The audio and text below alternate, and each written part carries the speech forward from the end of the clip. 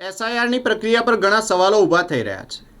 કેટલાક લોકોના નામ કમી કરવામાં આવી રહ્યા છે, ત્યારે સમાચાર વાઘોડિયાથી મળી રહ્યા છે.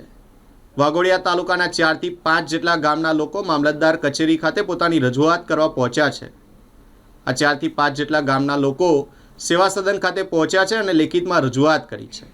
કોંગ્રેસ પ્રમુખ નારણભાઈ પટેલને સાથે રાખી આ લોકોએ પોતાનો રોષ ઠાલવ્યો છે. આજ રોજ વાઘોડિયા તાલુકાના ફલોડ ગામે એક કૃત્ય કરવામાં આવ્યું. બીએલઓ હેઠળ મુસ્લિમ સમાજને ડાયરેક્ટ ટાર્ગેટ કરવામાં આવ્યો કે એમના બધાના નામ કમીની એક અરજી આપેલી છે. તેના વિરુદ્ધ અમે મામલતદારને આવેદનપત્ર આપવામાં આવ્યા છે. ફલોડ ગામે ગેરકાયદેસર ફોર્મ નંબર 7 મુસ્લિમ વિરોધમાં ભરવામાં આવેલ છે અને તમામ મુસ્લિમોના વોટ કાપવા માટે ફોર્મ નંબર 7 કોઈ પણ વ્યક્તિએ ભરેલ છે. એના અનુસંધાનમાં આજ રોજ મામલતદાર સાહેબશ્રીને આવેદનપત્ર આપવામાં હાજર રહેલા છે. એમાં તમામ ગામના મુસ્લિમ ભાઈઓ અને સરપંચશ્રીઓ મામલતદાર સાહેબ કચેરીએ આવ્યા છે આવેદનપત્ર આપવા માટે. તો મહેરબાની કરીને મુસ્લિમ લોકોને ટાર્ગેટ કરશો નહીં. આજ રોજ વાઘોડિયા તાલુકા ખાતે મામલતદાર સાહેબને અમે આવેદનપત્ર આપવામાં આવ્યું છે.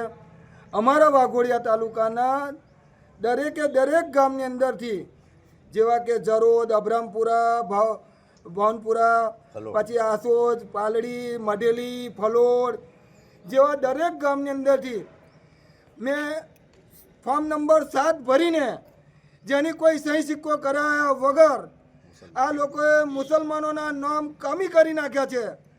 તો મારે આ લોકોને બીએલઓને પૂછવું છે કે આને કયા આધારે તમે આ લોકોના નામ કમી કર્યા છે. માટે મેં આજે એક મીડિયાના માધ્યમથી કહેવા માગું છું અને આ મામલતદારશ્રીને આવેદનપત્ર પણ અમે આપ્યું છે કે આ ફોર્મ નંબર 7 કોને ભર્યું છે. મારે એની અમે એફઆઈઆર કરી છે માહિતી લઈને. તો ખબર પડે એને કે તાલુકાની અંદર આવું ખરાબ ન્યુસન્સ કરનાર કોણ છે કે જે વર્ષોથી રહ્યા છે અમારા તાલુકાની અંદર અને એમના મોમેડિયનના નામ કમી કરવામાં આવ્યા છે.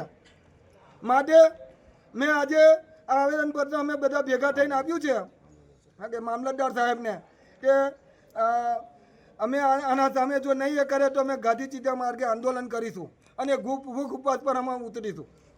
જય હિન્દ, જય ભારત.